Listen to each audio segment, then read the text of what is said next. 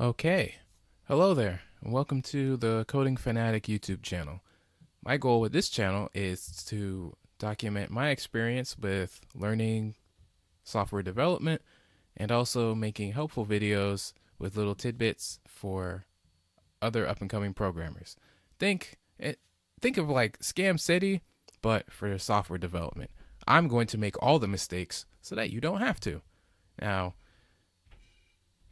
don't get me wrong here. I do enjoy software development. I've been working with React Native for app development for the last couple of weeks, and I gotta say, I love it. It's fun, it's easy, you build interfaces really quickly, and you set them up to do the things you want them to do. Right now, I'm building an interface for a coding challenge I did where you have a list of addresses, you can sort them by zip code, and that's pretty much all it does. But I want to take it a step further with my app. My app is going to let you see the list and in one area of the app, and then you can also search for it in another. So far I have the interface built out, and I would like to now learn how to interact between different screens or views so that you can click on a link that'll take you to another screen and do what you got to do there, and so on and so forth. But before I do that, it's going to take research. I hope that wasn't too loud. All right, so we're going to go back into the old Google Chrome, and I'm going to do a quick something search on how exactly we can, how exactly we're going to figure all that out. So get ready for a time skip. Voila, time skip complete. Here we are on the React Native website, and this is the web page they have for navigating between screens. If you go to React Native and you go to get started, click on guides and navigating between screens. Boom. All right. So here we are, and the idea here is that you can create multiple screens that you can go between, which is exactly what we're looking for. So let's just scroll on down here and look, they've got all the command line information needed to install and set you up. So this is what I'm going to do. Before I do this on my app, I'm going to make like a small little BS app and use that instead, because I feel like if I can get it on a small scale, then I can replicate it on a larger scale. So rather than installing a whole bunch of unknown things into my own application and messing around with it and making changes, I'm going to experiment in a safe environment, in my own little sandbox, if you will. So we're gonna change directories here to my workspace folder. In here, this is where I keep all my React Native projects. Let's zoom this in so you can see. Great. All right. So we're going to React Native init, and we'll call this Fun Times. All right. So what this is going to do is initialize a React Native app called Fun Times. It's going to create the folder, put all the files and resources in there for us, and then we can go in and start messing around. So I'm going to do a short time skip here so that when we come back, it should be done. And we are back. All right, so the application has been initialized, and what we're going to do next is let's go back to our page. Let's go back to our page and see what it says about installing additional tools. So let's clear the command line and see what we got here. Okay, back to, all right. Okay, so the first step is to install into the project. So we have npm install, save, React navigation. Now the neat thing about Unix-based operating systems such as Linux and Ubuntu, Mac OS, yada, yada, yada, yada, you can just copy it right into the terminal. Just like that. And look, it's already running. All right. Okay, everything's installed from the looks of it. Requires a peer of React Native at, but none is installed. All right. Let's move forward. The second step is to install yarn add or with npm install. Copy this. Oh, wait a minute. You know what? I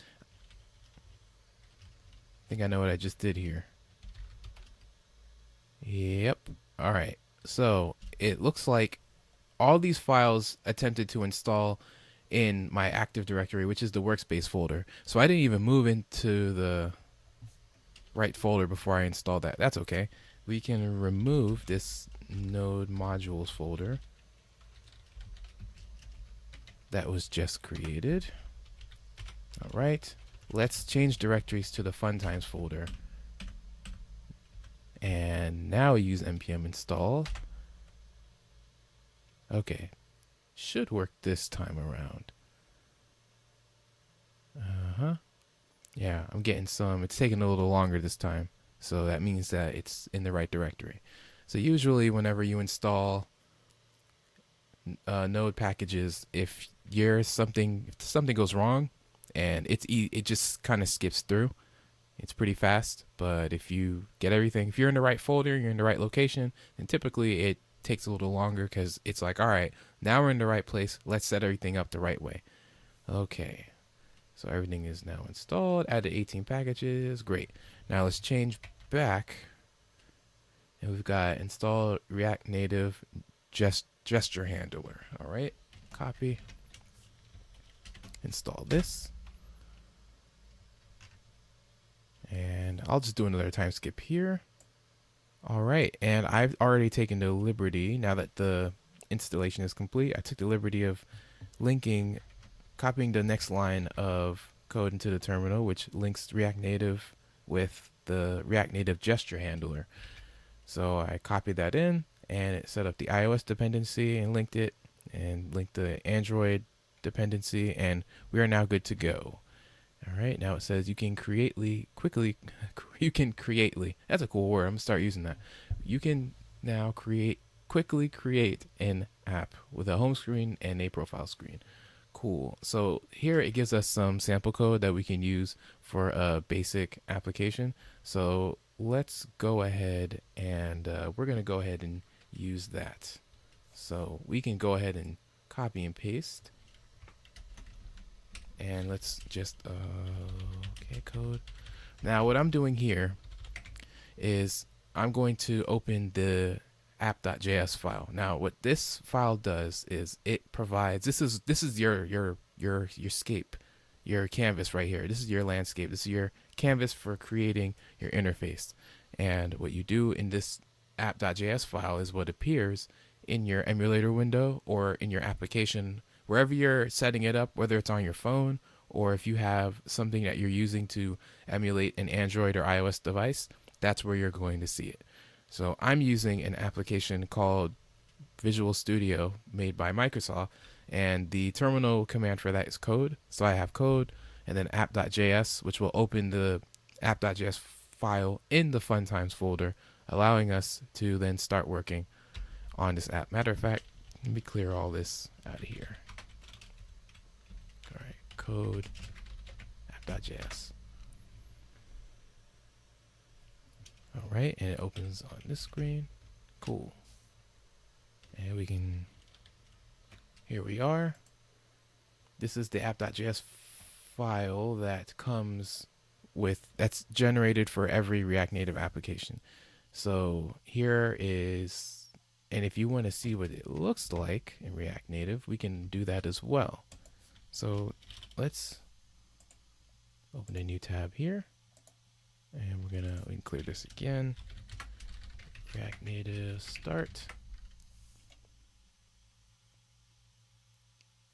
Running Metro. Watchman crawl failed. All right, so I'm actually glad that this happened. Haha. Where is it? There it is. All right. So this issue right here, Watchman crawl failed. Now, when you want to emulate your React Native application locally, like for me, I use an Android phone emulator that appears on screen. In order to see the changes you make live in the app, there is a service called Watchman that basically looks for changes in your app.js file and then updates the app accordingly. However, if it fails, then if the Watchman crawl fails, you're unable to emulate your application. And this issue actually persists whenever you restart your computer. So the only way for you to fix this issue would be to kill the process and start it again. And luckily, there is a link here in the terminal provided by our friends at Facebook that tell you exactly what you need to do in order to stop that process. So we're gonna just go ahead and copy this link. Oh, there it is. All right, it took a little while. All right, so we're going to, all right, since 4.6 before, all right, so I know that my Watchman version is after 4.6. If you ever want to check, if you run into this error on your end and you ever want to check this out, you can just type in Watchman.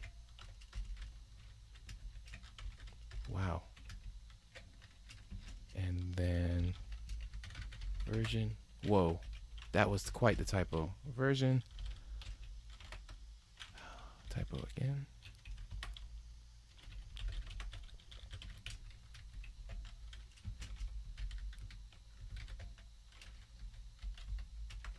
All right, so mine is 4.9.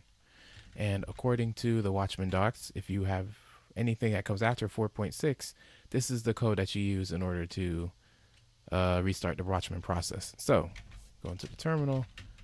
We say Watchman, watch, delete all. Okay. And then we use Watchman shutdown server. Okay, clear. And we'll go ahead and say React Native start. Try it again. Okay, and it looks like again the Watchman crawl has failed for whatever reason. Not sure why. But if we do this command again,